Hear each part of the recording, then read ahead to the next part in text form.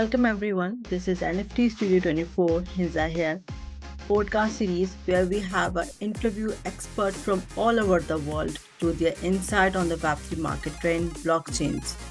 NFT Studio 24 is the first Japan based decentralized media platform to remove the country barriers and the language barriers and to increase the communication in Web3.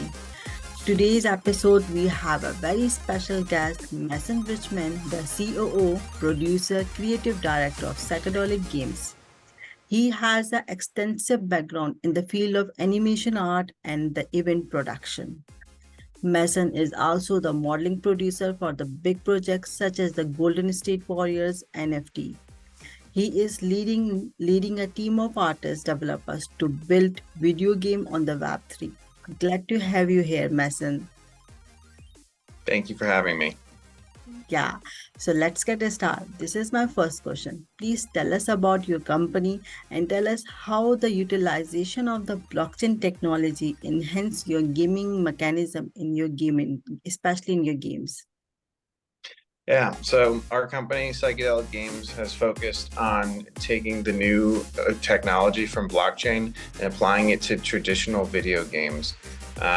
We are doing things like digital collectibles, which a lot of people are doing, but other things like making the treasure in our game real. So one of our games is a pirate-themed video game, and we use the blockchain technology to actually make the treasure in the pirate game real. So we're going to bury Bitcoin and Ethereum in the game, and we're going to create, like, using NFTs and other things, we're going to create like the pirate experience. So with danger and stealing and other things, like, we use blockchain to enhance the gameplay so it feels more dangerous and real. Okay, that's great. As you previously worked in the 3D animation in the entertainment industry, which is the quite big market, but what the reason you pursue your career in NFTs? Yeah, so I originally was working with an event company, or I owned an event company, and then with COVID, obviously events had stopped. So I started looking to do other things, and I already had a passion for art. So as a side project, I was already working as an animator. So I left the event space and I moved into art and animation more. And while there were no events in the world, I, quickly started to develop, I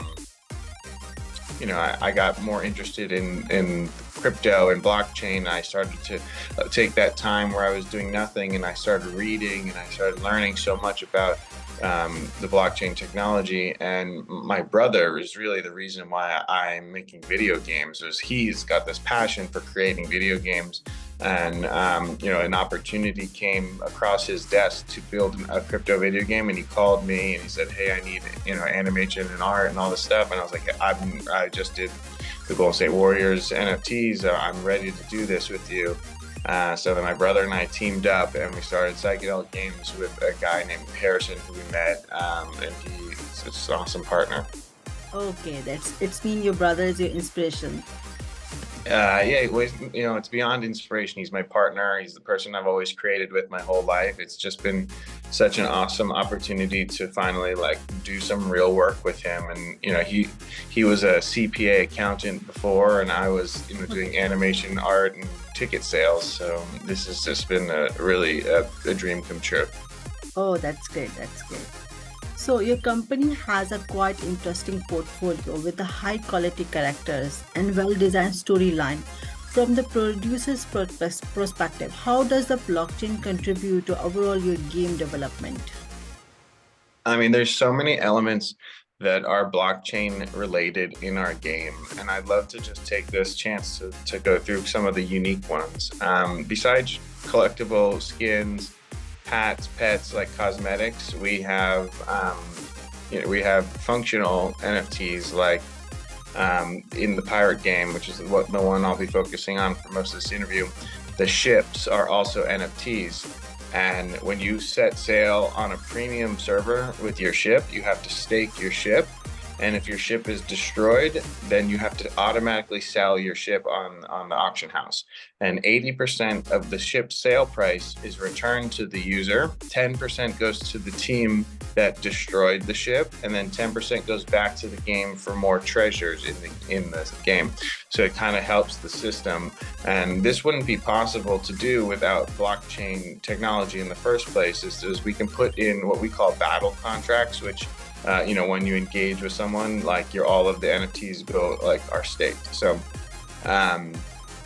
it's just a unique feature that we have that nobody else is doing, and we think that the more it's simple, but it's still a layer of complexity over a traditional video game. Yeah, it's interesting. Let's different from the others. So recently launched on the Web3 game called the Golden Tides, the mention of hunting the real cryptocurrency treasures in the trading. Can you provide more detail that how this feature work in your games? Yeah, so we are launching a token inside of our game called Doubloons. The Doubloons token is an in-game transaction token, and it's going to serve a function to do basically anything in the game. If you want to buy NFTs, if you want to, when you find treasure, if it's a currency, it'll most likely be doubloons. And eventually we'll get sponsors who will give us other tokens, but in the beginning, I expect it to be the doubloons. So we'll end up pegging doubloons probably to Ethereum in a swap function that we put in the game. So therefore, you can cash out between doubloons and Ethereum at any time. So the doubloons token will allow you to buy ships, skins, hats, NFTs, anything from the game store, from the minting process of the NFTs, even to the secondary market that we're building inside of the game. So this is very important question because it's also from my side too that your games is free to play, especially most of the games are the subscribers games. So you are the free to play game. Then how do you balance the gameplay experience and the earning potentials for the users in the games? Yeah, this is just something that we as gamers ourselves thought was very important. A lot of these NFT projects, they say, where there's only 10,000 NFTs, and if you have one, you can play our game. If you don't, you can't play the game. And I don't know how a game company expects to succeed if they're gatekeeping the amount of users. Where the value of a video game is based on the value of the IP, but if you only have 10,000 users, or even normally it's like 3,000 people own 10,000, right? So you only have 3,000 people playing your game. It's not really a sustainable business model. It doesn't make sense. It actually screams scam to me. Maybe a couple of them aren't, but it doesn't make sense to gatekeep it. So we decided that it's more important to follow a traditional business model for gaming, which is kind of put out the best game and make people addicted and want to play and make a high quality product and make it free to play. And then after they've tried it, then they can invest in it, right? So we took traditional funding. We didn't sell NFTs to collect money to build the game. We got traditional funding and we're building the game, and we're going to bring you the NFTs in the game at the same time. So there is no question about trust. We don't need you to trust us to build the game, but when you purchase something, we are building it first for you guys, and then we're going to let you play for free and decide if you want to spend money. Just like Fortnite and other games where it's free to play, and if you want to decorate yourself, you can spend some money. The biggest difference between us and Fortnite is that if you spend money in our game on skins, we're going to let you resell your skins and retain that value.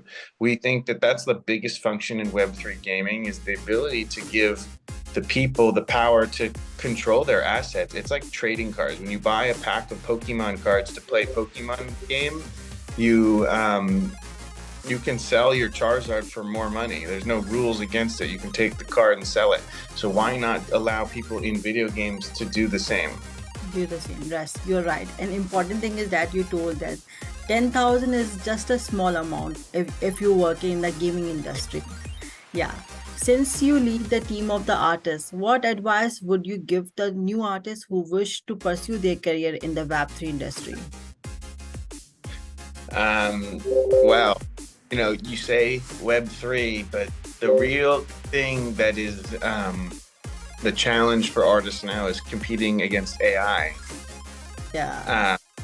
So, with products like Midjourney and other like art AI things like Leonardo, the artists should learn how to use the AI technology to advance their own skills.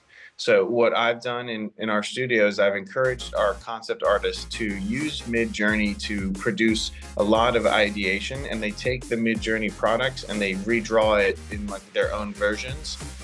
So we've been able to create a faster pipeline for concept art and among other things. But what is my real advice for people to find an art career in Web3 is to find a great team of people who are also passionate about the project that they're working on. Because I would say it's very difficult unless you're already a very famous artist to go attack Web3. And, it's more about creating the best product right now than, trying to get rich quick. But it's very difficult to find out the best team in the Web3. Yes. It's always very difficult, but I don't think it's impossible. If you are a very talented artist, you should be able to find a team that is working on a project that speaks to you. And if not, you can develop your own project and, build a team yourself. Build a team yourself. Yes, absolutely right. So how is the 3D modeling in NFT different from the usual animation? Many courses program are being introduced for the 3D NFTs. Should an artist or developer require a separate training for it? No. That's just silly. There's absolutely nothing about a NFT piece of art that's different than a standard piece of art. The only thing that is different is that you attach a contract to it, right? There's a blockchain element to it that makes it an NFT. But other than it being an NFT, it's usually some type of coded piece of art. It's more of a developer thing to make it an NFT and not an artist thing. So if you want to be like the top of the line NFT artist, you should learn how to create your own smart contract as well as create your own 3D models. It's just, they're two separate pieces to a puzzle. You can't say that there's anything different about the art, because there's not. It's the same traditional process to create it, but now you have the opportunity to think outside the box when you add technology. When you add the technology, right? Absolutely right. So what the key element or feature do you believe that are currently missing in the Web3 games or among the developers that are preventing the mass adoption? Yeah, so I mentioned it before, is that most of these games are not free to play. Everyone asks for money first and then game later. I think that the biggest element that was preventing mass adoption is that there's not enough great games who are actually putting a lot of money into it to build a Web3 product that everyone would want to play and can play. The gatekeeping from projects you to own an NFT stop people from playing. Even Axie, when they were at the peak during the bull run, it was $300 to buy one Axie, and you needed 3 of them to play. So you couldn't even play the game unless you had $1,000. It's just a very large barrier to entry. It's difficult to onboard people if you're if you're a 15-year-old kid and it's $1,000 to play the game, you're like, I guess I'm not playing. So I think making it free to play is the key thing to preventing the mass adoption. Also, just the overall sentiment in NFTs was really skewed by the excitement of the technology and people just buying and selling these 10,000 one-of-one mix and max collections, and most of them are scams, and now everyone feels like NFTs are scams. Now, in terms of a piece of art, I don't see a lot of function for NFTs, but in terms of being like a video game collectible, I view it like trading cards, where, like I mentioned, Pokemon cards earlier, you can buy a ton of Pokemon cards and build a deck and play, right? Just like there will be games in Web3 where you're going to have to collect a lot of NFTs and use them in the game. And it makes a lot of sense in video games because about retaining value, right? If you're a parent and you give your kid $20 to buy a Fortnite skin and they want to buy another Fortnite skin, that's another $20. Where if it's in a Web3 game and you buy a skin and you can resell that skin for $20, you can be done with the first one and sell it and take the money and buy a second one, so that you don't actually have to go back to your parent and ask for more money. So I think these are the two major things that are preventing mass adoption. Is there's just people are not thinking about how to retain value and how it's not a scam, and then it needs to be free to play so people know it's a good game before they put in any money. It's all about letting people own their time. Yeah, of course, you're right. So let's go for the rapid fire question. Are you ready? You have I'm just ready. 5 seconds. My first question. What are the upcoming trends in the Web3 gaming industry in 2023? I think we'll find more games that are not gatekeeping the number of users. Yeah. Do you think the blockchain technology will have an influence on traditional games? I think that they will have an influence on traditional games, but it's going to take enough time, and the traditional games are going to want to see some people have a lot of success utilizing the blockchain before they make the transition. But I think in time, everyone will start to create games that utilize the blockchain. Realize the blockchain. What is the metaverse going to look like in 2030? I think that the Metaverse will be time to develop something like this, but I think there'll be a lot of people who start to use the same technology that allows a lot of this like cross-playing. The NFT works in this version over here, but there'll also be a lot of barriers, like this won't work over here. So I think it'll be a lot of hubs, a lot of like digital city type hubs where people like interact and play games and like do stuff. I think that it's going to take a long time to get to the full vision that some people have, and I don't know if it's even necessary to reach that full vision, but people always push the boundaries and they try to create something new. So I'm excited to see where it goes, but I think the focus should be on creating like more like World of Warcraft type hubs where you pop in and there's an entire beautiful world with a lot of gameplay and interaction and things to do. Things to do, yes. Do you think the people will fully understand the blockchain technology in next 5 years? It's very hard to say. I do think that we will see a trend where younger people are getting more interested in this. There's a lot of crazy stuff going on in the world these days, and it's hard to see that people won't educate themselves on currency that is not controlled by a government. It's interesting to me to see how people want to use this stuff, and if the technology can just get a little bit more secure, and the blockchain space can just get rid of those, the bad actors. I think that there is a possibility that in 5 years we can start seeing a upward trend for the crypto and blockchain industry. Okay, my last question. What message would you like to give to the NFTstudio audience, the community, builders, and artists? Yeah, I would say that if you're a gamer, this is the over the next couple of years, look out for games that value you and value your time. When you put money into a game, you should be able to get that money out, and any game that doesn't allow you to do that, they don't care about you.